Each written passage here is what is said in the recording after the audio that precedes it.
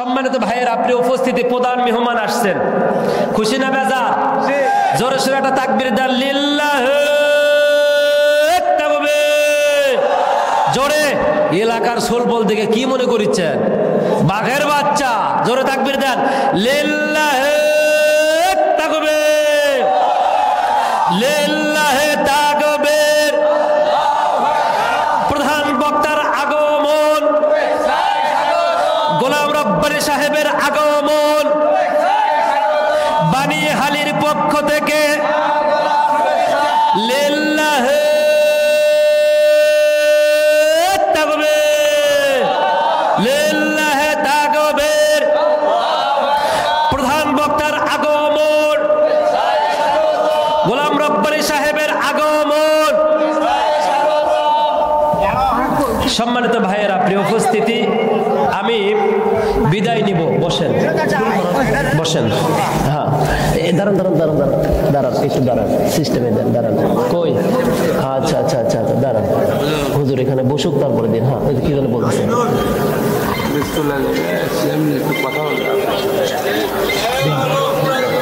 আচ্ছা, সম্মানিত ভাইয়েরা, যারা স্বেচ্ছাসেবক ব্যতীত যারা আছেন, আমি জানি সাগার ইউনিয়ন, সাপমারা ইউনিয়ন, রাজাহার ইউনিয়ন সহ গোবিন্দগঞ্জের আশেপাশে সব যুবক ভাইয়েরা ভালো, সত্যি অন্তর থেকে বললাম। কারণ এবছর গোবিন্দগঞ্জ, বিশেষ করে আমার এই ইউনিয়নে যতগুলো মাহফিল করছি, আমার মনে হয় মামা অতগুলো পাইনি দাওয়াত। ঠিক, তার মানে দাওয়াত দিবেন কেমন? মানে সিরিয়ালি যে নাই, দুটা তিনটা করে, বুঝলেন না ব্যাপারটা? আলহামদুলিল্লাহ, গতকালকে 3টা মাহফিল ছিল। এডিশনাল এসপি ফোন দিয়ে বলছে খালি ধরে দিবেন মোবাইলটা, হুজুর আপনার মামা দাওয়াত নেয় কি না নেয় দেখবো। আমি বললাম স্যার মাফ করবেন, কোনো সুযোগ নাই। বাংলাদেশের সব বক্তা, কাছে স্যার অনেক বক্তা আসছে, দাওয়াত নিয়ে আসেনি, মনে আছে?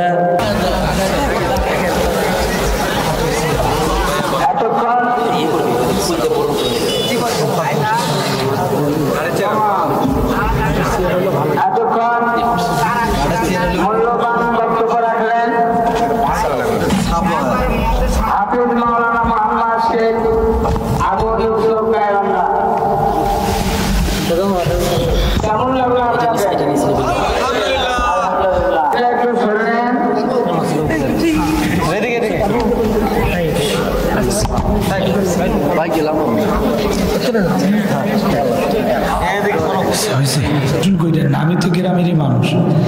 যদি আপনারা ধৈর্য সহকারে থাকেন শেষ পর্যন্ত, মুসাফা করে একে একে সবার সাথে মুসাফা করে বাড়ির যাবো, সমস্যা আছে?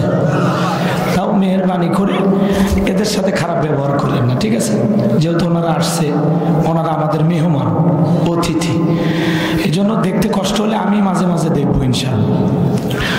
সবাই একটু বসেন। রাস্তাঘাটে দোকানপাটে অনেক লোক দেখলাম।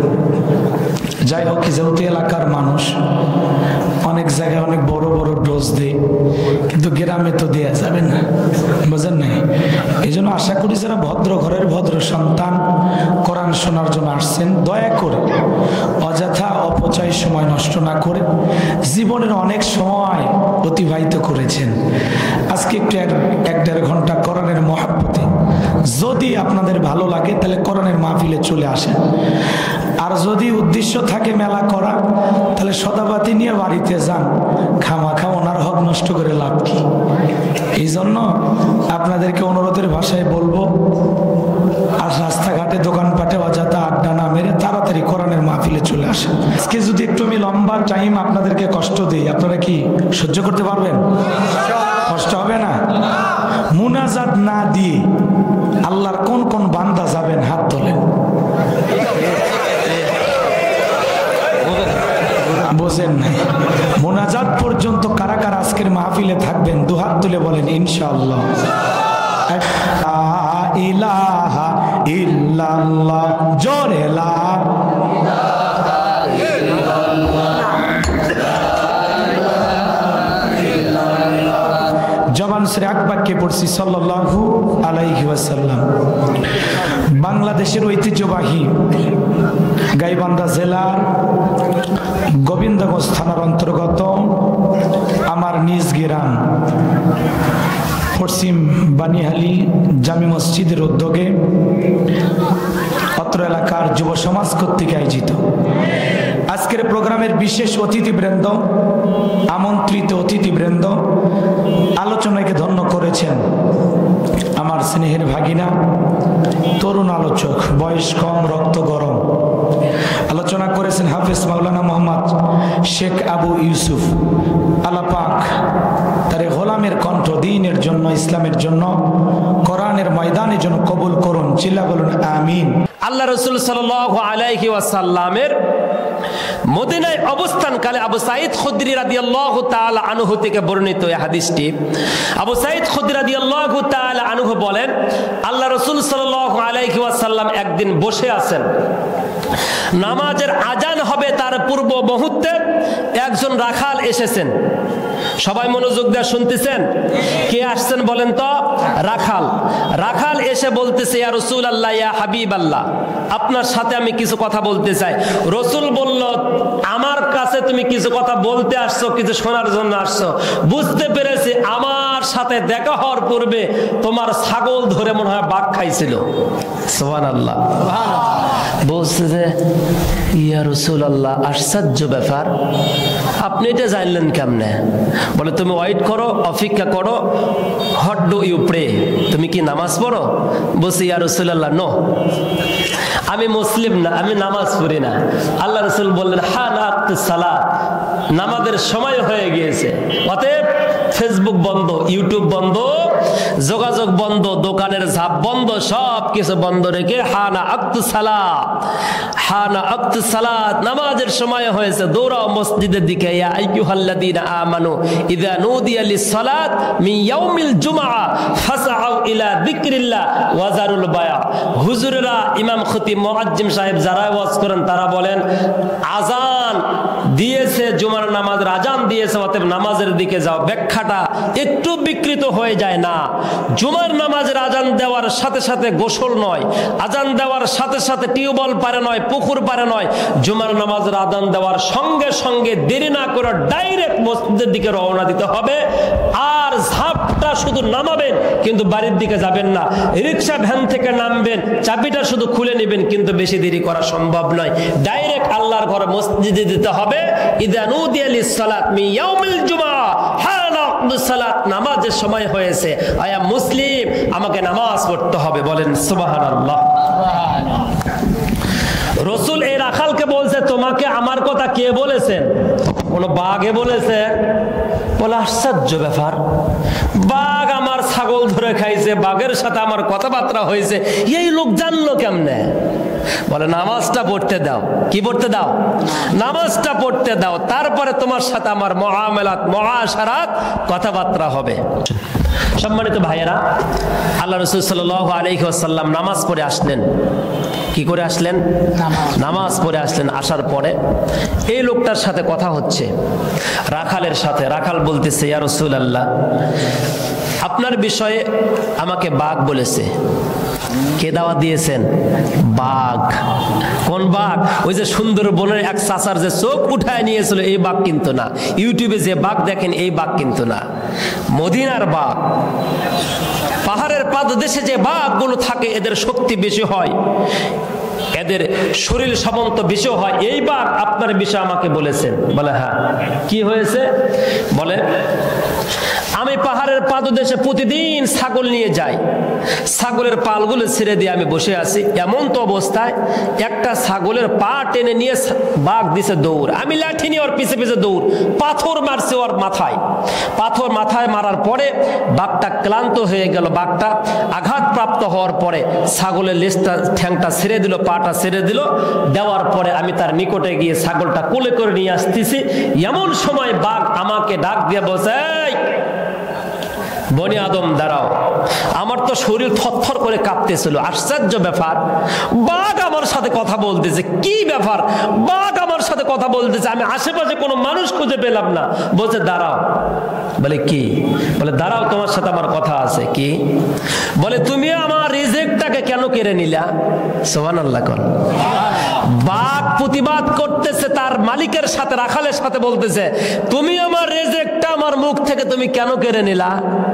তুমি জানো না পৃথিবীর সমস্ত বিচরণশীল যা জীব রয়েছে, প্রত্যেকটা জীবের রিজেকের মালিক আল্লাহ।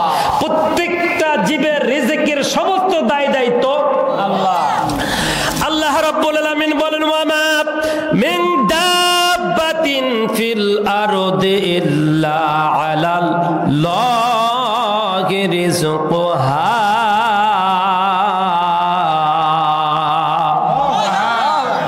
সমস্ত বিচরণশীল জীবের রিজিকের দায় দায়িত্ব আল্লাহ পাক নিজ হাতে গ্রহণ করেছে, অথচ তুমি আমার মুখ থেকে পাথর মেরে, আমারে কষ্ট দিয়ে, আমারে যন্ত্রণা দিয়ে, আমার মুখ থেকে আমার রিজিকটা তুমি কেন কেড়ে নিয়ে গেলা?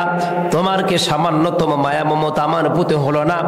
সঙ্গে সঙ্গে এই রাখালটা আশ্চর্য হয়ে অপলক দৃষ্টিতে বাঘের দিকে তাকায় আছেন। জীবনও কোনোদিন বাঘের জবানে কথা শুনি নাই। বাঘ বলল, এটা তো আমার মুখের কথা, তোমার একটা পাল থেকে একটা ছোট্ট ছাগল আমি ধরে নিয়ে আমার খাবারের জন্য আমি একটু ক্ষুধার্ত অবস্থায় হয়েছে, যার কারণে আমার উদর ভরানোর জন্য তোমার এই পাল থেকে একটা ছোট্ট ছাগল নিয়েছে। শুধুমাত্র আমার কথা শোনার পরে আশ্চর্য যে তুমি হয়ে গিয়েছ, আমার দিক অপলক দৃষ্টিতে যে তুমি তাকিয়ে আছো, এটা নিয়ে আমি কোনো কনফিউশনে পড়ি নাই, আমি দুশ্চিন্তাগ্রস্ত হই নাই। কিন্তু তোমাকে একটা আরো শুভ সংবাদ দিই, যে সংবাদ পাওয়ার পরে যদি তোমার কপালটা ভালো হয়, যদি তুমি মেধাবী হও, যদি তোমার বাবা মা ভালো হয়, তাহলে আমি তোমার বলে দিলাম, রবের কাছে যদি তুমি গ্রহণযোগ্যতা পাও, অবশ্যই তুমি দুনিয়াতেও আখিরাতেও দুইটা জায়গাতে সফলতা কল্যাণের মাঝে তুমি থাকবা, মুক্তি পাবা, তুমি নাজাত পাবা আখিরাতে মিজানে হাসরের ময়দানে। বলেন সুবহানাল্লাহ। রাখালটার সামনের দিকে এক পা গাইতেও পারে না, পিছনের দিকে পিছাইতেও পারে না। রাখাল আশ্চর্য হয়ে গেল, বাঘের মুখ থেকে কি না জানে নীতি বাক্যগুলো আমি শুনতে পাচ্ছি, কি করব আমি, কি করব? এবার রাখাল এই কথা শোনার পরে বাঘকে বলছে, কি বলবেন একটু দয়া করে বলেন। বলল, দেরি না করে, যেহেতু আমার মুখ থেকে তুমি ছাগলটা কেড়ে নিয়েছো, আমার রিজিক কেড়ে নিয়েছো, মন খারাপ করি না, কিন্তু তোমার কপালটা ভালো করার জন্য, কপালটাকে গোল্ডেনের মতো বানানোর জন্য, স্বর্ণরূপার মুদ্রার মতো বানানোর জন্য বেশি দেরি না করে আস্তে ডান পথ দিয়া, আঁকাবাঁকা পথ দিয়া সামনে হেঁটে যাবা। ওই জায়গায় দেখবা অনেকগুলো মানুষ রয়েছে, ওই জায়গায় দেখবে একটা ফুটফুটে মানুষ, আকাশ তারকার মতো, চন্দ্র সূর্যের মতো একজন মানুষ রয়েছে। ওই মানুষের কথাগুলো শুনবা, ওই মানুষটা দুজাহানের বাদশা। বলেন না সুবহানাল্লাহ। আমার ভাইয়েরা, আমার বন্ধুগণ, নবীজি কি করলেন? এই বাঘের রাখালের সাথে কথা বলার পূর্বে আজানের যে সময় হয়ে গেল, আজান দেওয়ার কথা বললেন আল্লাহ রাসূল। আমার ভাইয়েরা, কিছুদিন পূর্বে বাংলাদেশের একটি জেলা, যে জেলার নাম চট্টগ্রাম জেলা, এই জেলায় একজন মুআজ্জিম নয়, একজন ইমাম সাহেবকে এক নয় দুই নয়, প্রায় 15 লক্ষ টাকা দিয়ে 27 বছর পরে তাকে বিদায় দেওয়া হয়েছে পেনশন ভাতা দিয়া। কন্যা মারহাবা। একজন খতিব, একজন ইমামকে কি সম্মান, কি মর্যাদা! এই পৃথিবীতে ইমামের চাইতে, এমপির চাইতে, সভাপতি, সেক্রেটারি চাইতে, এই পৃথিবীতে মন্ত্রীর চাইতে সব চাইতে সম্মান বেশি হাসর ময়দানে যাদের হবে, আমার ভাইরা, আমার বন্ধুগণ, ওই ব্যক্তিগুলো হবে মুআজ্জিম, যারা 5 ওয়াক্ত নামাজের আজান দেয়।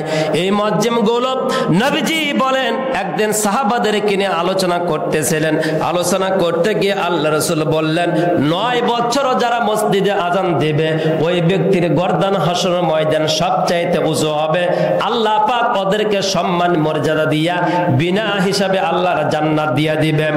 আর এক জায়গায় নবীজি বলেছেন, 12 বছর যারা লাগাতার আল্লাহর ঘরে 5 ওয়াক্ত মসজিদ আজান দিবে, ওই সমস্ত ব্যক্তিদের সম্মান মর্যাদা এমপি মন্ত্রীর চাইতে বেশি হবে, ওদেরকে আল্লাহ পাক বিনা হিসেবে জান্নাত দিয়ে দিবে। এই কথা বলার পরে হযরত ওমর থমকে দাঁড়াইলেন, দাঁড়ায় বললেন, ইয়া রাসূলুল্লাহ, কেসাল তো আপনি বাজায়া দিলেন, মারামারি তো বেঁচে যাবে। হুজুর বললেন, ওমর, কিসের মারামারি, কিসের কেসাল? মশাল আমি বাজাইলাম, আমি তো মিটানোর জন্য পৃথিবীতে আসছে, শান্তি ফিরিয়ে আনার জন্য পৃথিবীতে আসছে, মারামারি কেমনে বাজাইলাম, কিভাবে আমি ক্যাসাল বাজাইলাম? নবীজিকে বললেন ওমর, ইয়া রাসূলুল্লাহ, ইয়া হাবিবাল্লাহ, আপনি থাকা অবস্থায় বেলাল আজান দিচ্ছে, কিন্তু আপনি চলে যাওয়ার পরে এমন একটা জামানা আসবে, ওই সময় হয়তোবা মসজিদের আজান দেওয়াকে কেন্দ্র করে লটারি শুরু হয়ে যাবে। মানুষ লটারি করে আজান দেওয়ার জন্য পাল্লা লাগবে। গ্রাম মহল্লায় মানুষেরা যাদের জোর বেশি আছে, শক্তি বেশি আছে, ক্ষমতা যাদের বেশি আছে, ওদের সন্তানকে জোর করে মসজিদের আজান দেওয়ার জন্য তারা মসজিদের মাইকটা কেড়ে নিবে। এই কথা বলার পরে আল্লাহ রাসূল হযরত ওমরের দিকে তাকায় বললেন, ওমর, তুমি কথাটা বুঝতে পেরেছো বাবা, কিন্তু এমন একটা সময় আসবে যে সময় সমাজের সবচাইতে অপমানিত, অপদস্থ, লাঞ্ছিত হয়ে প্রতিপন্ন, নিগৃহীত মানুষ যারা সমাজের ভিতরে সবচাইতে দরিদ্র, যারা দরিদ্রতার ভিতরে যে সমস্ত ফ্যামিলির মানুষেরা বসবাস করে, এই নিচু মানের লোকগুলো, দরিদ্র মানুষগুলো মসজিদের আজান দিবে জামানা হবে সে জামানা। তার মানে কিয়ামত হওয়ার অল্প কিছুদিন পূর্বে ওই সময়ের মানুষেরা মসজিদের আজান দেওয়াটাকে একেবারে অবহেলিত কাজ মনে করবে, একেবারে তুচ্ছ তাচ্ছিল্য মনে করবে, যার কারণে মসজিদের এই দায়িত্বটা পালন বড়লোকের ছেলেরা করবে না, এমপি চেয়ারম্যানের ছেলেমেয়েরা করবে না, নাতিপুতিরা করবে না। সমাজের ভিতরে সব চাইতে নিচু মানের যে সমস্ত লোকেরা রয়েছে এদেরকে সামান্য বেতন দেওয়া হবে, আর ওই মুয়াজ্জিমকে কথায় কথায় ভুল দেওয়া হবে। সামান্য তুচ্ছ বিষয় নিয়ে এই সম্মানিত ব্যক্তিদেরকে অপমান করা হবে। কথা কোন ঠিক কিনা? নবীজি বেলালকে বললেন, বেলাল, আমলটা ছোট্ট মনে করবা না, খবরদার যতদিন পর্যন্ত বেঁচে থাকবা এই আমলটা ছাড়বা না। আমার ভাইরা, আমার বন্ধুগণ, আল্লাহ রাসূল বিদায় নেবেন 5 দিন পূর্বে মদিনার সকাল ঘরে ঘরে কেমন জানে কান্নার রোল পড়ে গেল। কেন জানে বাচ্চাগুলো মার স্তনে মুখ ঠিক মতো লাগাচ্ছে না, কেন জানে হাট বাজার আগের মতো লাগে না, জানোয়ারগুলো বাহিরে গিয়ে ঠিক মতো ক্ষুধা পেটে থাকার পরেও খায় না। আমার নবীজি দুনিয়া থেকে বিদায় নিয়ে চলে গিয়েছে। আবু বকর রাদিয়াল্লাহু তাআলা আনহু দূরে ছিলেন, হযরত ওমর রাদিয়াল্লাহু তাআলা আনহু দূরে ছিলেন, বিলাল রাদিয়াল্লাহু তাআলা আনহু শুনতে পাইলেন। ইতিহাসটা লম্বা, সংক্ষিপ্ত ভাবে বলছি। হযরত ওমর শোনার পরে তরবারি বের করে বলছে, খবরদার একটা বারের জন্য যদি কেউ বলো নবীজি মারা গিয়েছে, কথা বলার সঙ্গে সঙ্গে গর্দান থেকে মাথা বিচ্ছিন্ন করে দিব। ওমরের তরবারির কি তোমরা ক্ষমতা জানো না? কেউ খবরদার বলবা না। হযরত ওমর এই কথা বলে সামনের দিকে যাচ্ছে, মসজিদে নববীর দিকে। মসজিদে নববীতে যে জায়গায় আল্লাহ রাসূলের রওজা মুবারক, যে জায়গায় আল্লাহ রাসূল ঘুমিয়ে আছেন, ওই জায়গায় নাম রিয়াজুল জান্নাহ। এইটা হলো জান্নাতের টুকরা, ছোট্ট দুইটা এতিম বাচ্চা দান করেছিলেন। ইতিহাস সামনে দিকে আগায় নিচ্ছে আমার ভাইরা, আমার বন্ধুগণ। সংক্ষিপ্ত ভাবে বলছে, হযরত ওমরকে আবু বকর থামায় দিয়া বলল, আবু বকর, ওমর, খবরদার, খবরদার, এত বড় উচ্চ আওয়াজে কথা বলবা না। মুহাম্মদ রাসূল তিনি একজন আল্লাহর প্রেরিত মনোনীত বান্দা, অতএব তার মরণ হবে, কিন্তু আমার আল্লাহর মরণ হবে না। ওমা মুহাম্মাদুন ইল্লা রাসূল কদ খালাত মিন ক্বাবলিহির রাসূল। খবরদার, খবরদার, রাগান্বিত হয়ে কোনো লাভ হবে না, কষ্ট নেওয়া যাবে না। মুহাম্মদ রাসূল মারা যেতে পারে, কিন্তু আমাদের স্রষ্টা, আমাদের আল্লাহ কখনো বিদায় নিতে পারে না। কথা বলেন ঠিক কিনা? লা তাখুযুহু সিনাতুন ওয়ালা নাওম।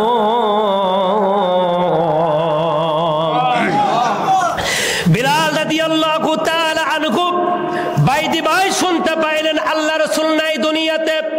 ভালোবাসা কাহাকে বলে, প্রেম কাহাকে বলে? যুবক, ফেসবুকের ভালোবাসা, হোয়াটসঅ্যাপের ভালোবাসা, টিকটকের ভালোবাসা, ইনস্টাগ্রামের ভালোবাসা, রসুলের ভালোবাসা এক নয়, কোরআনের ভালোবাসা এক নয়। কোরআনের ভালোবাসা, রসুলের ভালোবাসা, হাদিসের ভালোবাসা হলো জীবন চলে যায় তারপর পিছু পা হয় না। আর হোয়াটসঅ্যাপের, ইমো, ফেসবুকের ভালোবাসা যতদিন যৌবন থাকে ভালোবাসা ততদিন থাকে। কথা কোন ঠিক কিনা? বিলাল রাদিয়াল্লাহু তাআলা আনহু শুনতে পাইলেন রাসূল নাই। এইটা শোনার পর দেরি না করে, বিলম্ব না করে উঁচু পাহাড়ের উপরে উঠলেন। কষ্ট হচ্ছে নাকি? খারাপ লাগতেছে? উঁচু পাহাড়ের উপরে উঠলেন। উঁচু পাহাড়ের উপরে উঠে চিৎকার দিলেন, একটা বুক ফাটা চিৎকার। পুরো আকাশ বাতাস মনে হচ্ছে ভারী হয়ে গেল। চিৎকার দিয়ে বলছে, আকাশ বাতাস তোমরা কি শুনতে পাইছো? ও পাহাড় পর্বতের যে সমস্ত উট ভেড়া দুম্বা গুলো আছে তোমরা কি শুনছো? ও পাহাড় পর্বত তোমরা কি শুনছো? আল্লাহ রসুল নাই, আল্লাহ রসুল নাই, আল্লাহ রসুল নাই, দুনিয়ার থেকে বিদায় নিয়ে চলে গিয়েছে। আমি বিলালকে আর কে ডাকবে, কে কাছে বসবে? ও পাহাড় শুনতে পাইছো আল্লাহ রসুল নাই, তোমাদেরকে ছেড়ে চলে গেল। ও উট দুম্বা তোমরা কি শুনতে পাইছো আল্লাহ রসুল দুনিয়াতে নাই? এ কথা বলার পরে হাদিস শরীফের ভিতরে এসেছে হযরত বিলাল রাদিয়াল্লাহু তাআলা আনহু পাহাড়ের উপরে সেন্সলেস হয়ে পড়ে গিয়েছেন। গড়তে গড়তে গড়তে গড়তে একেবারে নিচে চলে আসছে। আবার কিছুক্ষণ পরে হুঁশে আসছে। হুঁশ আসার পর আবার বিলাল রাদিয়াল্লাহু তাআলা আনহু আবার উপরে উঠছে। ওঠার পরে আবার ডাক দিয়ে বলছে, পাহাড় শুনতে পাইছো আল্লাহ রসুল তো নাই, আল্লাহ রসুল নাই, তোমাদেরকে ভালোবাসবে কে, তোমাদের উপরে বসবে কে? ও জীব জানোয়ার গুলো তোমাদেরকে কে শ্রদ্ধা দিবে? রসুল তো নাই, আমার রসুল বিদায় নিয়ে চলে গেছে। এই কথা বলে হযরত বিলাল রাদিয়াল্লাহু তাআলা আবার সেন্সলেস হয়েছে, তার জ্ঞান নাই, আবার জ্ঞান হারিয়ে গিয়েছে। হযরত বিলাল গড়তে গড়তে আবার নিচে চলে গিয়েছে। সম্মানিত ভাইয়েরা, প্রিয় উপস্থিতি, আল্লাহ রসুলকে কাফন করানো হলো। কাফন করার পরে আল্লাহ রসুলকে দাফন করার জন্য কবরে নামাবে। কে নামাবে? সাহাবাদের ভিতরে একটা প্রতিযোগিতা চলতেছিল। সবার সম্মতিক্রমে হযরত আবু বকর, হযরত ওমর দুইজন ভিতরে নামলেন। দুইজন নামার পরে এইরকম আল্লাহ রসুলের লাশ মোবারকটা দুইজন নিচে নামায়া হযরত আবু বকর মাথার দিকে, হযরত ওমর পেছনের দিকে, পায়ের দিকে রসুলের মুখের এইরকম বাঁধনটা খুলে দিলেন।